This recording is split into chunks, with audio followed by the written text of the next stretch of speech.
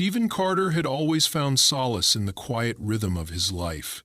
His farm, nestled on a sprawling piece of land just outside the small suburban development of Hillcrest Pines, was a sanctuary. He had inherited the property from his father, who had raised cattle and grown crops on the same fertile soil. For decades, the farm had been a cornerstone of the local community, providing fresh produce and dairy to nearby towns. For that Friday afternoon, Paul had brought back 2 fresh produce from what had once been his little farm. Hillcrest Pines, however, was new. The once vast expanse of countryside that surrounded Stephen's farm had gradually given way to progress. At least that's what the developers had called it. What had been open fields and woodlands were now rows of identical houses with manicured lawns. To Stephen, the neighborhood seemed cold and artificial, a stark contrast to the life he had always known. Still, he held no grudge against the residents. Progress, as people said, was inevitable. At first, the new neighbors were curious about the farm. Families would bring their children to see the cows and chickens. Stephen even sold some of his produce to the more adventurous homeowners who appreciated fresh, organic food. But as the homeowner association took root in Hillcrest Pines, the tone began to shift. Angela Carroll, the newly elected homeowner association president, was the driving force behind the change. A sharp-tongued woman with an air of authority, Angela had moved into the community with a clear vision. She wanted Hillcrest Pines to become a model neighborhood, a pristine example of suburban perfection. Unfortunately for Stephen, his farm did not fit that vision. The first sign of trouble came in the form of a neatly folded letter tucked into Stephen's mailbox. The stationery was embossed with the Homeowner Association's logo, and the letterhead oozed formality. The message, however, was anything but cordial. "Dear Mr. Carter," it began, "we, the members of the Hillcrest Pines Homeowners Association, are writing to express our concern regarding the condition of your property." Stephen read the letter twice, his brow furrowing deeper with each line. It cited complaints about the noise from his animals, the smell of manure, and even the appearance of his barn. The letter concluded with a request that he take immediate action to bring the property up to community standards. The kicker? Stephen's farm wasn't part of the homeowner association. He lived on his own land, outside the jurisdiction of Hillcrest Pines. At first, Stephen dismissed the letter as an overreach by overzealous suburbanites. He had no intention of changing the way he ran his farm, least of all to satisfy people who didn't understand country life. But the letters kept coming. Each one was more aggressive than the last, accusing Stephen of everything from devaluing neighboring properties to endangering public health. Angela even suggested that the farm's proximity to Hillcrest Pines might warrant reconsideration of property boundaries. Frustrated, Stephen decided it was time to confront the issue. He drove his old pickup truck to the Homeowner Association's community center, where Angela had an office. The building, a sleek, modern structure, stood in stark contrast to Stephen's weathered barn. Inside, the air smelled faintly of lavender and new carpet. Angela greeted him with a practiced smile that didn't reach her eyes. She was impeccably dressed, her blazer and pearls giving her an air of corporate professionalism. Stephen, in his mud-streaked boots and flannel shirt, felt like a fish out of water. "Mr. Carter," Angela said, her tone as crisp as the starch in her blouse. "What a surprise! To what do I owe the pleasure?" Stephen held up the latest letter. "I came to talk about this," he said. "Your homeowner association has no authority over my farm. I'm not part of your community, and I'd appreciate it if you'd stop sending me these." Angela took the letter and skimmed it, her smile never wavering. "I understand your frustration," she said, "but you have to see things from our perspective. Your property is adjacent to Hillcrest Pines, and its condition affects our community. We're simply asking you to maintain a standard that benefits everyone." Stephen clenched his jaw. "This is my land. It's been a farm for generations. I don't tell you how to run your neighborhood, and you don't get to tell me how to run my farm." Angela's smile faltered for a moment, but she quickly recovered. I see. Well, Mr. Carter, I hope you'll reconsider. We all want to get along, don't we? Stephen left the office feeling both angry and unsettled. Angela's words had been polite, but there was an undercurrent of menace in her tone, a hint that this wasn't the end of the matter. Over the next few weeks, the tension escalated. Homeowner association members began driving by the farm, taking photos of the property. Angela organized a community meeting where she listed the negative impact of the farm on Hillcrest Pines.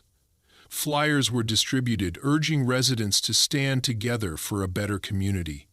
The tone of the campaign became more hostile, painting Stephen as a stubborn outsider who refused to cooperate. One afternoon, Stephen returned from the market to find a new sign on his property. It read, "Future site of Hillcrest Pines Community Park." He stared at it in disbelief. How could they claim his land for their park? He ripped the sign out of the ground and threw it into the back of his truck. The following morning, a police officer knocked on his door. The officer, polite but firm, informed Stephen that Angela had filed a complaint against him for vandalizing homeowner association property. Stephen explained that the sign had been placed on his land without permission, but the officer seemed reluctant to get involved in the dispute. The encounter left Stephen feeling isolated. The neighbors he had once welcomed to his farm now avoided him, their gazes cold and judgmental. Even the families who had brought their children to see the animals stopped visiting. Despite the growing animosity, Stephen refused to back down. He began documenting everything, every letter, every incident, every conversation. He knew he would need evidence if things got worse, and deep down he had a sinking feeling they would. Angela Carroll's frustration simmered beneath her polished exterior. Stephen Carter was proving to be a bigger thorn in her side than she had anticipated. Most people in Hillcrest Pines were compliant, quick to fall in line with the homeowner association's vision of perfection. But Stephen was different. He was stubborn, defiant, and worst of all, immune to the authority she wielded so effortlessly over her neighbors. For weeks, Angela tried to maintain the appearance of professionalism, addressing the issue through official letters and community meetings. But every letter she sent was met with silence, and every demand was ignored. Stephen Carter was not bending to her will. To Angela, his refusal was a direct challenge, a public undermining of her authority as homeowner association president. Angela decided it was time to escalate. One evening, under the glow of her kitchen's pendant lights, Angela gathered a small group of trusted homeowner association members for a private meeting. They sat around her marble island, sipping coffee from matching ceramic mugs, their faces reflecting a mix of concern and curiosity. "We need to address the Carter situation," Angela began, her voice low and controlled. "His farm is a blight on our community, and it's clear he has no intention of cooperating." One of the members, a middle-aged man named Carl, shifted uncomfortably in his seat. "But isn't his land outside the homeowner association's jurisdiction?" he asked cautiously. Angela's eyes narrowed. "Technically, yes," she admitted, "but his property directly impacts Hillcrest Pines. The smell, the noise, the unsightly appearance, it all affects our home values. If we let this slide, we're setting a dangerous precedent. We have to show that the homeowner association is willing to take action." The group murmured in agreement, though a few members exchanged uneasy glances. Angela's reputation for aggressive tactics was well known, but few dared to challenge her outright, Angela continued, outlining her plan. The first step, she explained, would be to increase pressure on Stephen by involving local authorities. She suggested filing complaints with health inspectors, zoning officials, and animal control. The goal was to overwhelm Stephen with legal and bureaucratic hurdles, forcing him to either comply or give up. The group dispersed, and Angela wasted no time putting her plan into action. The next morning, she drafted a series of formal complaints, meticulously detailing alleged violations on Stephen's property. The accusations ranged from improper waste disposal to inadequate fencing for livestock. Each complaint was worded with the precision of a seasoned litigator, designed to draw maximum scrutiny from the authorities. A week later, Stephen was greeted by the first wave of inspectors. A man in a beige uniform introduced himself as a representative from the county health department. He carried a clipboard and a stern expression. "Mr. Carter," the inspector began, "we've received reports of potential health code violations on your property. I'll need to conduct an inspection." Stephen's initial reaction was confusion, quickly replaced by irritation. He had nothing to hide, but the intrusion was unwelcome. Begrudgingly, he allowed the inspector to walk the property, answering questions about manure storage, water runoff, and pest control. The process was time-consuming and left Stephen with a bitter taste in his mouth. The health inspector was followed by a zoning official, then an officer from animal control. Each visit brought a new set of accusations and demands for compliance. Stephen found himself spending hours gathering documents, filling out forms, and attending hearings, all while trying to keep his farm running. It was exhausting and demoralizing. Despite the mounting pressure, Stephen refused to give in. He knew the complaints were baseless, driven by Angela's vendetta rather than genuine concern. He began documenting each interaction meticulously, keeping copies of every report and recording every conversation. If Angela wanted a fight, he would make sure he was prepared. Meanwhile, Angela's campaign against Stephen extended beyond the authorities. She ramped up her efforts to sway public opinion, organizing another community meeting to discuss the Carter problem. This time, she presented a slideshow filled with exaggerated images of Stephen's farm, carefully edited to highlight the muddiest patches of his land and the most cluttered corners of his barn. "We deserve better than this," Angela declared, pointing to an image of a rusting tractor. "This is what we see every day when we drive into our neighborhood. Is this the first impression we want to give visitors? Is this the environment we want for our children?" The crowd murmured in agreement, their unease slowly giving way to indignation. Angela was a master of manipulation, feeding on the residents' desire for order and control. By the end of the meeting, she had convinced the majority of attendees that Stephen's farm was a blight on their community. For Stephen, the impact was immediate. The friendly waves and casual conversations he once shared with his neighbors were replaced by cold stares and curt nods. Parents stopped bringing their children to see the animals, and customers at the local market began avoiding his stall. It was as if Angela had turned the entire community against him. One evening, as Stephen was repairing a section of his fence, he noticed a group of teenagers loitering near the edge of his property.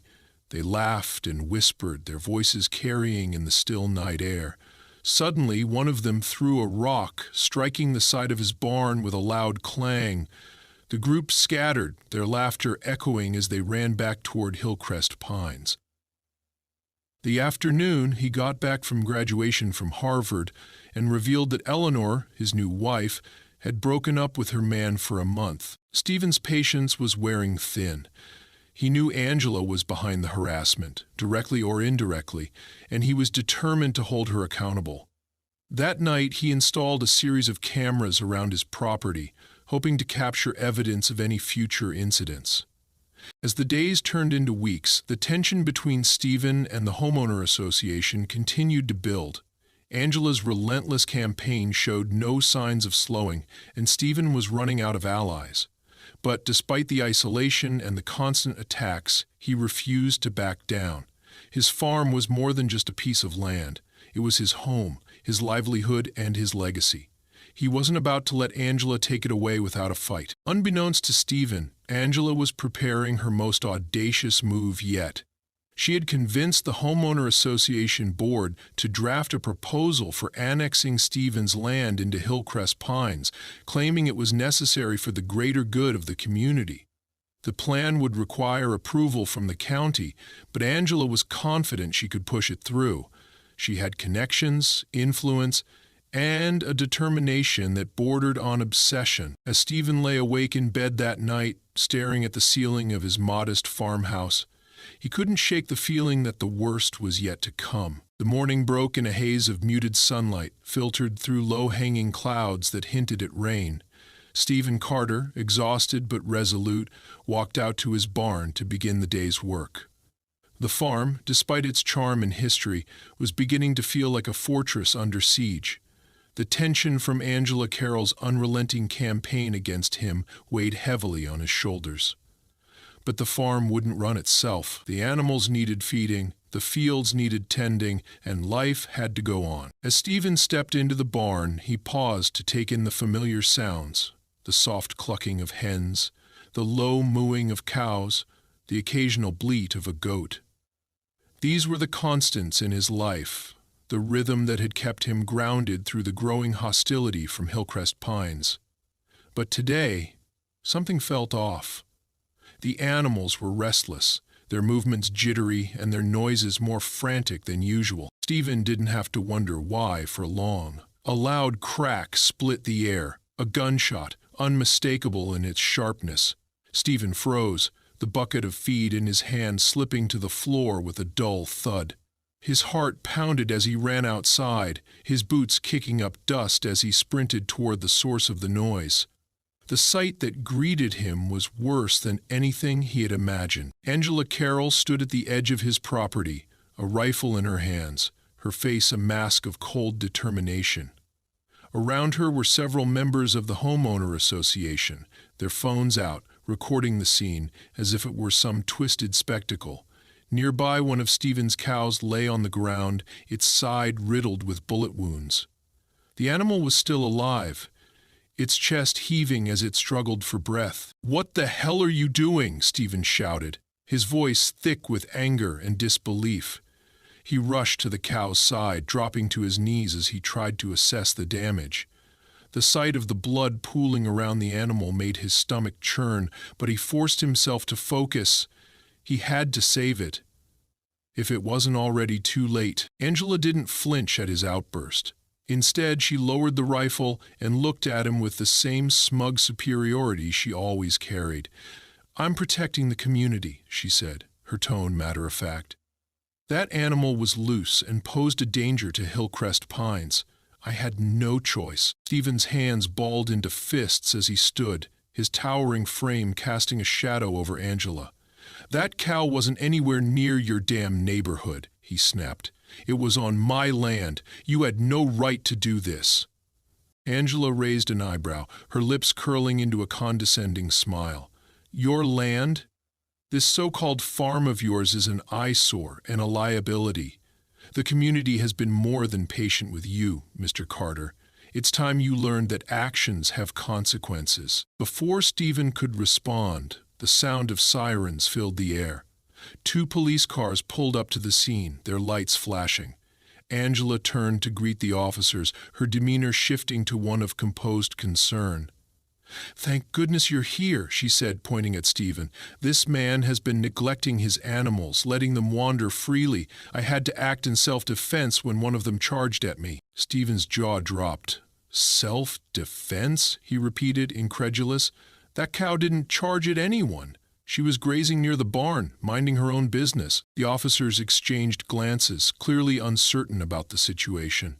One of them, a younger man with a hesitant air, approached Angela. "Ma'am, do you have proof that the animal was threatening you?" he asked. Angela held up her phone, showing a shaky video of the cow standing several yards away from her, the footage conveniently cut off before the shooting. "I acted quickly to protect myself and the other residents," she said.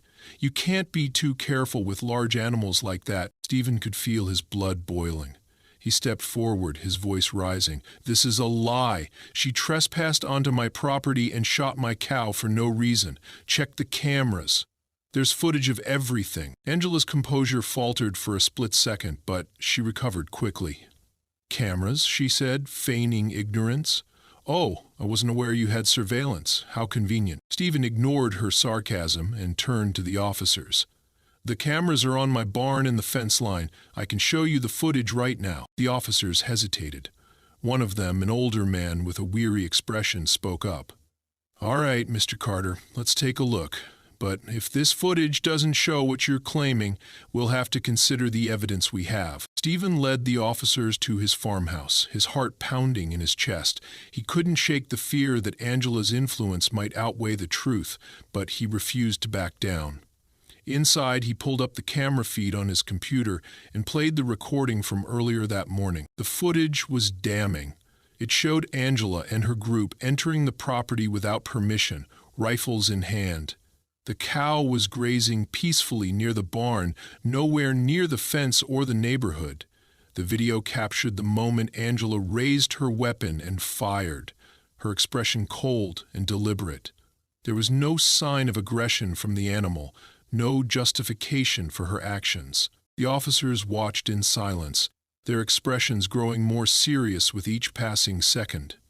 When the video ended, the older officer turned to Angela, his tone sharp. "Ma'am, this doesn't look like self-defense to me. You're trespassing on private property and discharging a firearm without cause. We're going to have to take you in for questioning." Angela's confident facade cracked. "This is ridiculous," she snapped. "I was protecting the community. You're taking the word of a farmer over an entire homeowner association?" The officer didn't waver. "The evidence speaks for itself," he said. "You have the right to remain silent." As Angela was handcuffed and led to one of the patrol cars, her homeowner association supporters stood in stunned silence. Some of them began to disperse, unwilling to be associated with the scandal. Others muttered excuses, claiming they hadn't known Angela would go this far. Stephen watched the scene unfold, a mix of relief and exhaustion washing over him. One battle was won, but he knew the war was far from over. Angela might face consequences for her actions, but the damage she had caused couldn't be undone. His cow was dead, his reputation in the community was tarnished, and the shadow of the homeowner association still loomed over his farm. As the patrol cars drove away, Stephen turned back to the barn. He knelt beside the fallen cow, his heart heavy. "I'm sorry," he whispered, his voice breaking. "You didn't deserve this." The farm was quiet again, but the silence felt heavier than before. Stephen knew he couldn't let Angela or the homeowner association get away with what they had done. He resolved to fight back, not just for himself, but for every farmer, homeowner, and neighbor who had been bullied by people like Angela Carroll. This wasn't just about his land anymore. It was about justice. The following days were eerily quiet. Angela Carroll's dramatic arrest had sent ripples through the Hillcrest Pines community. Some residents whispered about the fallout, while others chose to ignore the event altogether, dismissing it as a misunderstanding. For Stephen Carter, however, the quiet was unsettling. It wasn't the peace of a resolved conflict, but the calm before the next storm. Angela's arrest, as satisfying as it had been to witness, wasn't the end of his troubles. The homeowner association still loomed large, its influence extending far beyond Angela herself. Stephen knew this wasn't a one-person operation. There were others in the homeowner association who shared her disdain for his farm and her willingness to cross ethical boundaries to achieve their goals. He also understood that Angela wouldn't go down without a fight. His suspicions were confirmed a week later when an official-looking letter arrived in his mailbox. The letterhead bore the homeowner association's logo, and the contents made Stephen's blood boil. The homeowner association was filing a formal proposal with the county to annex his property into Hillcrest Pines. Citing community needs and public benefit, the language was dense and bureaucratic, but the intent was clear. They wanted to seize his land. Stephen read the letter twice, then a third time, his hands shaking with rage. The audacity of their claim was staggering.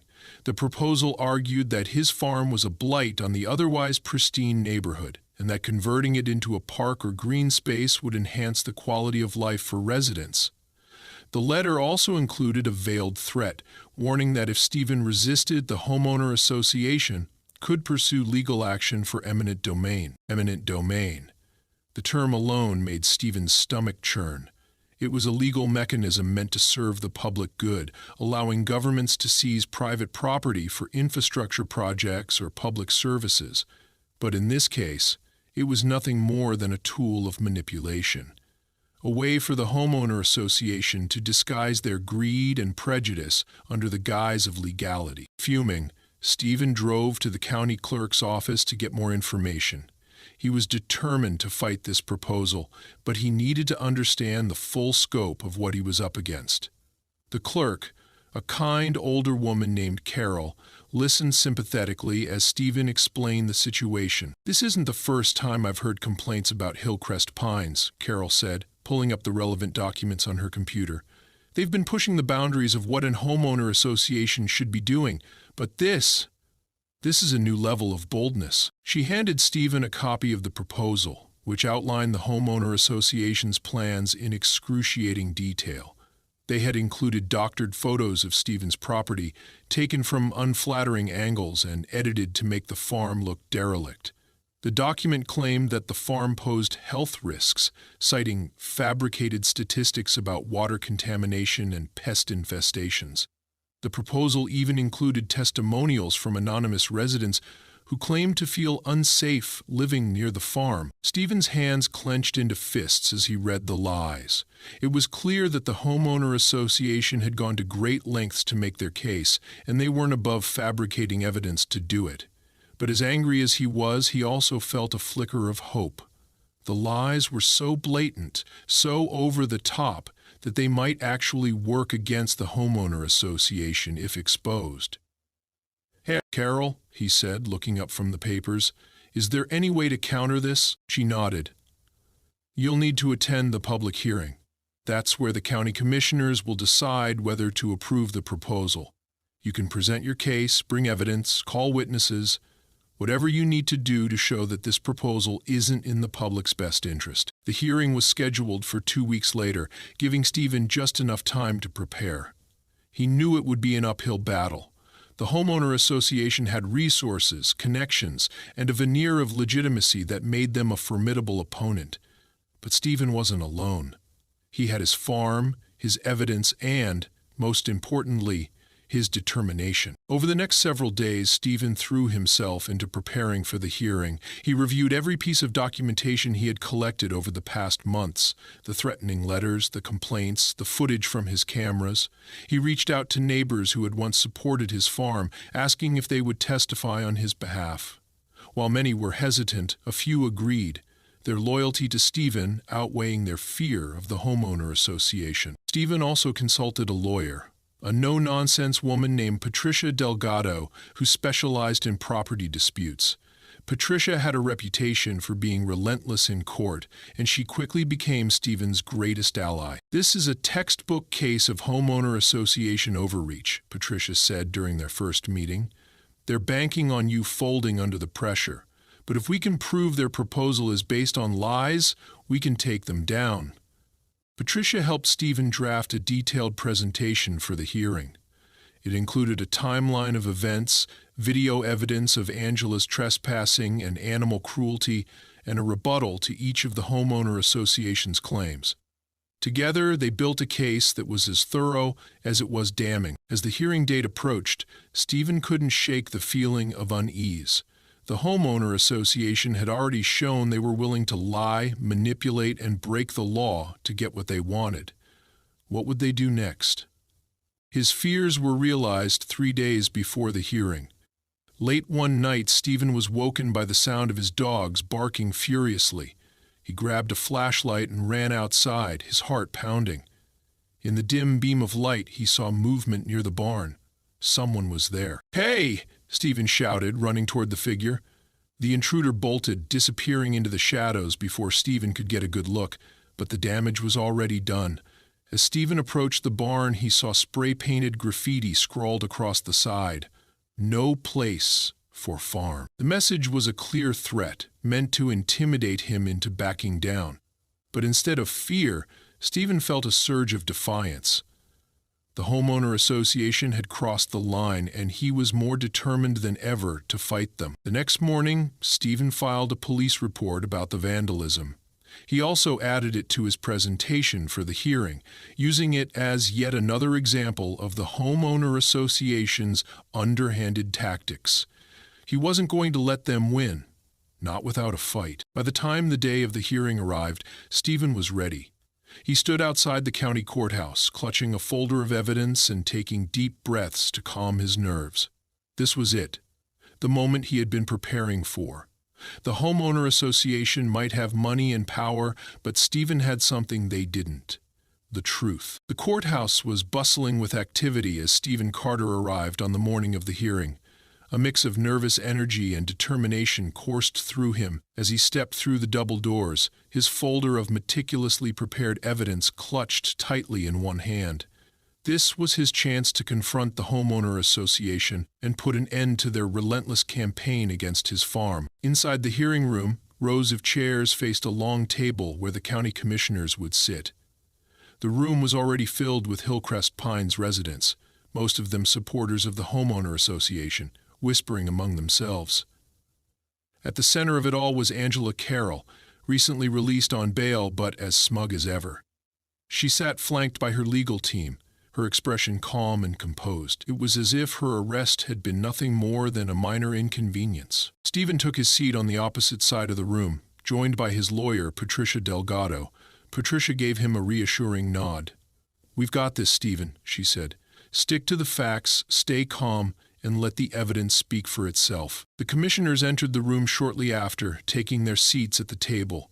The chairperson, a middle-aged woman with a firm but fair demeanor, called the hearing to order. "We are here today to review the proposal submitted by the Hillcrest Pines Homeowner Association to annex the property owned by Mr. Stephen Carter," she announced. "Both parties will have an opportunity to present their case. Let us begin." Angela's legal team was the first to speak. Their lead attorney, a polished man in an expensive suit, delivered a rehearsed and manipulative argument. He painted Stephen's farm as a public nuisance, using the fabricated evidence from the proposal to support his claims. Doctored photos of Stephen's property were displayed on a projector, showing exaggerated images of muddy fields and dilapidated structures. "This is not about personal vendettas," the attorney said, his voice smooth and persuasive. "This is about the well-being of the Hillcrest Pines community. The annexation of Mr. Carter's property will allow for the creation of a public park, providing a safe and clean environment for families. It is a necessary step for the greater good." The audience murmured in agreement, and Stephen felt a pang of doubt. Their presentation was slick and professional, designed to sway the commissioners. But he reminded himself that their case was built on lies, and he had the truth on his side. When it was Stephen's turn to speak, Patricia took the lead. She began by dismantling the homeowner association's arguments, one by one, presenting counter-evidence that exposed their deception. She showed the commissioners the original, unaltered photos of Stephen's farm, which revealed a well-maintained property that was far from the eyesore the homeowner association had claimed. Then came the footage from Stephen's security cameras. The room fell silent as the videos played, showing Angela and her supporters trespassing on Stephen's land, shooting his animals, and vandalizing his barn. Gasps rippled through the audience as the damning evidence unfolded on the screen. Patricia didn't stop there. She called witnesses who testified to Angela's bullying tactics, including former homeowner association members who had resigned in protest of her leadership. One brave neighbor, a woman named Carol, recounted how Angela had coerced her into signing the annexation petition under false pretenses. By the time Patricia finished her presentation, the mood in the room had shifted. The once confident homeowner association supporters now looked uneasy, while Angela's smug facade had crumbled into thinly veiled panic. The commissioners asked pointed questions, their skepticism of the homeowner association's proposal clear. "Why were these photos altered?" one commissioner asked, holding up the evidence Patricia had provided. "And can you explain the actions captured in this footage, Miss Carroll?" Angela's attorney tried to deflect, claiming the footage was taken out of context and accusing Stephen of having a personal vendetta against the homeowner association. But the commissioners were not convinced. Their focus remained on the facts, and the facts painted a damning picture of corruption and abuse of power. After hours of deliberation, the commissioners returned with their decision. The chairperson addressed the room, her tone firm. "The proposal to annex Mr. Carter's property is denied," she said. "Furthermore, based on the evidence presented today, we are recommending a formal investigation into the actions of the Hillcrest Pines Homeowner Association and its leadership." "The matter has now settled, Mr. Carter's plan on fire," he responded. Now a wave of relief washed over Stephen as the words sank in. He had won. His farm was safe, and Angela's reign of terror was finally coming to an end. But the victory was bittersweet. The damage she had caused, both to his property and his reputation, couldn't be undone overnight. As the room began to clear, Angela stood to leave, her expression dark with fury. She shot Stephen a venomous glare, but he met her gaze without flinching. For the first time, he saw fear in her eyes. Outside the courthouse, Stephen was greeted by a small group of supporters, neighbors who had come to his defense during the hearing. They congratulated him, their smiles genuine. "You did it, Stephen," Carol said, giving him a firm handshake. "You stood up to them and you won." Patricia joined him, a rare smile on her face. "They're not going to recover from this," she said. "Angela's influence is gone, and the homeowner association's reputation is in tatters. You've not only protected your farm, you've set a precedent for others to fight back." In the weeks that followed, the fallout from the hearing was swift. Angela was removed from her position as homeowner association president and faced criminal charges for trespassing, vandalism, and animal cruelty. The Hillcrest Pines Homeowner Association underwent a complete overhaul, with new leadership promising transparency and fairness. For Stephen, life slowly returned to normal. The vandalism on his barn was repaired, and the scars of the past months began to fade. The community's respect for him grew, and he even saw an increase in visitors to his farm, drawn by his story of resilience and justice. One quiet evening, as Stephen stood on his porch watching the sun set over his fields, he felt a deep sense of peace. The fight had been long and exhausting, but it had been worth it. His farm was still his, a symbol of perseverance in the face of adversity. And as the stars began to twinkle in the darkening sky, Stephen knew one thing for certain: no one would ever take his land from him again.